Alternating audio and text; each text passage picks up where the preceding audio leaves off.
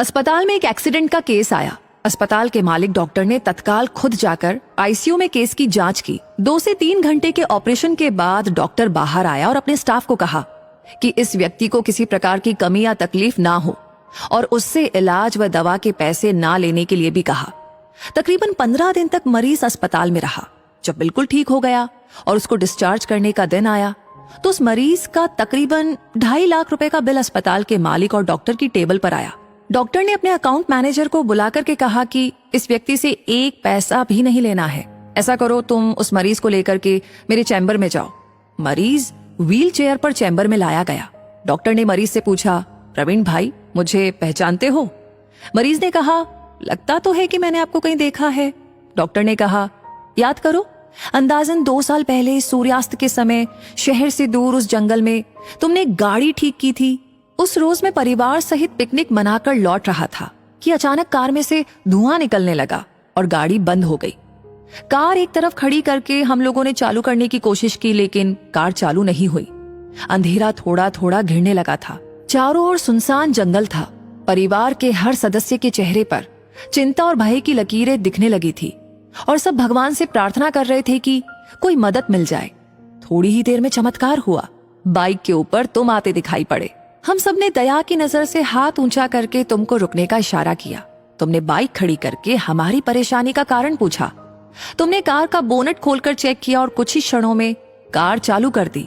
हम सबके चेहरे पर खुशी की लहर दौड़ गई। हमको ऐसा लगा कि जैसे भगवान ने आपको हमारे पास भेजा है, क्योंकि उस सुनसान जंगल में रात गुजारने के ख्याल मात्र से ही हमारे रोंगटे खड़े हो रहे थे।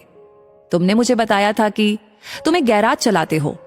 मैंने तुम्हारा आभार जताते हुए कहा था कि रुपए पास होते हुए भी ऐसी मुश्किल समय में मदद नहीं मिलती। तुमने ऐसे कठिन समय में हमारी मदद की। इस मदद की कोई कीमत नहीं है, ये अमूल्य है। परंतु फिर भी मैं पूछना चाहता हूं कि आपको कितने पैसे दूं?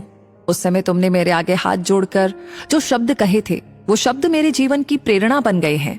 तुमने कहा था कि मेरा नियम और सिद्धांत है कि मैं मुश्किल में पड़े व्यक्ति की मदद के बदले कभी कुछ नहीं लेता। मेरी इस मजदूरी का हिसाब भगवान रखते हैं। उसी दिन मैंने सोचा कि जब एक सामान्य आय का व्यक्ति इस प्रकार के उच्च विचार रख सकता है और उनका संकल्प पूर्वक पालन कर सकता है, तो मैं क्यों नहीं कर सकता? और मैंने भी अपने जीवन में यही संकल्प ले लिया है।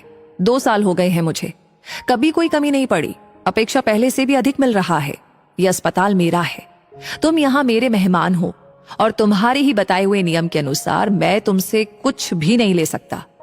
ये तो भगवान की कृपा है कि उसने मुझे ऐसी प्रेरणा देने वाले व्यक्ति की सेवा करने का मौका मुझे दिया। ऊपर वाले ने तुम्हारी मजदूरी का हिसाब रखा और वो हिसाब आज उसने चुका दिया। मेरी मजदूरी का हिसाब भी ऊपर वाला रखेगा और कभी जब मुझे जरूरत होगी वो जरूर से चुका देगा। डॉक्टर ने प्रवीण से कहा कि तुम आराम से घर जाओ और कभी भी कोई तकलीफ हो तो बिना संकोच के मेरे पास आ सकते हो। प्रवीण ने जाते हुए चैम्बर में रखी भगवान कृष्ण की तस्वीर के सामने हाथ जोड़कर कहा, हे प्रभु, आपने आज मेरे कर्म का पूरा हिसाब ब्याज समेत चुका दिया है।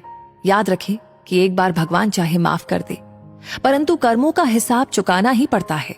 Make him spicy, Papa.